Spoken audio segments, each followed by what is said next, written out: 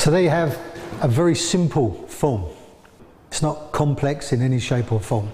It can be done in the first instance, as you saw, quite slow and quite Qigong-like, so you're stretching the body and getting the feeling of where the power is.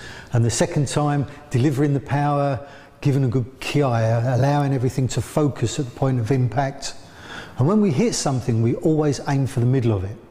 So we deliver our power, we deliver that animal power to the centre of whatever we hit. So if I was hitting to Adam's head, I'd be hitting to the line in the centre.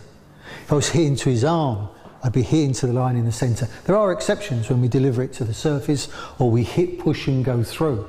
But generally speaking, that Kiai, and when we say Kiai, Ki is energy. And the energy that runs with your breath, it runs with your blood, it runs with the movement, it runs with your mind. Bringing those energies together in harmony. That's I, harmony. So Kiai, getting all these sources of energy, bringing them to one point. That one point you bring them to Kime.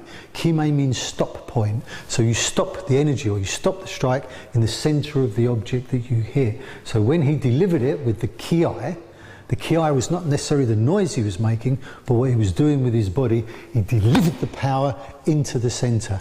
So by using that mindset, the wedge, the spiral, the ball, all these ideas together, but all the time you use them to hunt the other person, and then as you deliver the power, you deliver the strike, bang, straight into the centre of the object, the kime, to that point.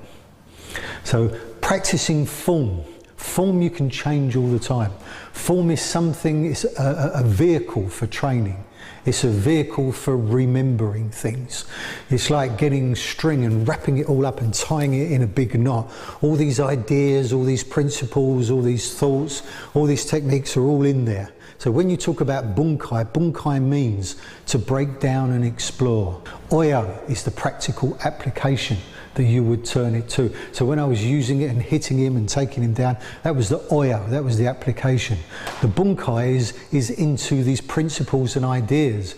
The wedge, the spirals, the mindset, the breathing and so on. So when we do the bunkai to a kata, these are the things that we explore first.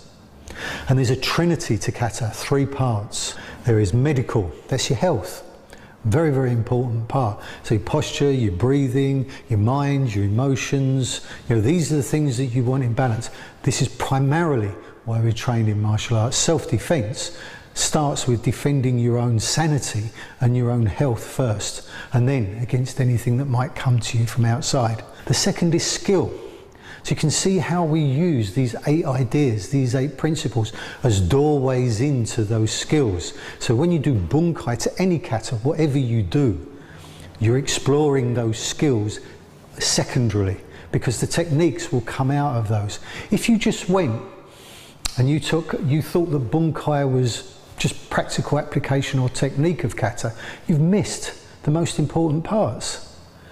So this postural alignment, health, internal connection, mind, emotions, breathing, health side, medical side, it's essential for the application of the movements. And then the skill, the ideas that are there, the principles, they're just sort of like laying at the bottom, they permeate through, exploring those. Then the techniques run into literally thousands from any set of movements in kata.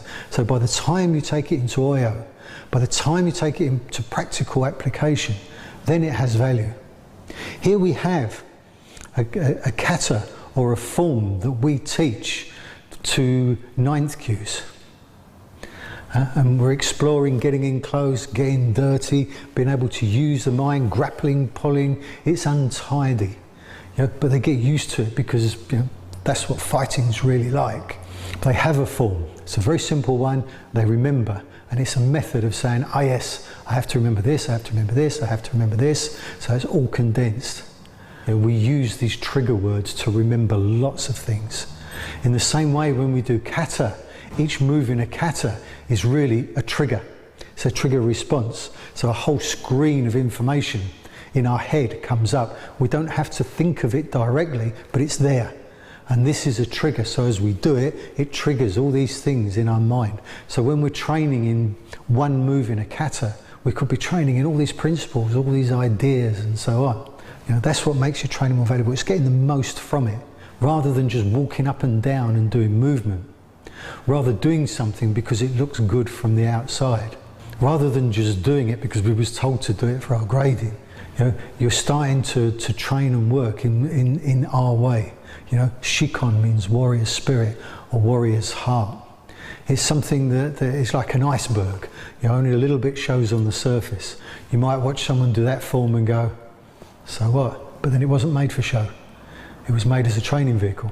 And by the time we've finished, we've taken a lot of those little forms and we put them into one big form. So in effect, you don't have to do, like for instance, your Pinan or your Ian katas and then do different katas. You just put all the ones you're learning all the way through as you absorb all these ideas and principles into one form at the end. Okay, so next we'll do something that goes with this in our training system is we do just a few basic locks. But I'd like to just explore a little bit on the wedge and the spiral and the responsiveness and aliveness of the mind and the body to do with those locks that kind of fits in with what we've been doing. Thank you.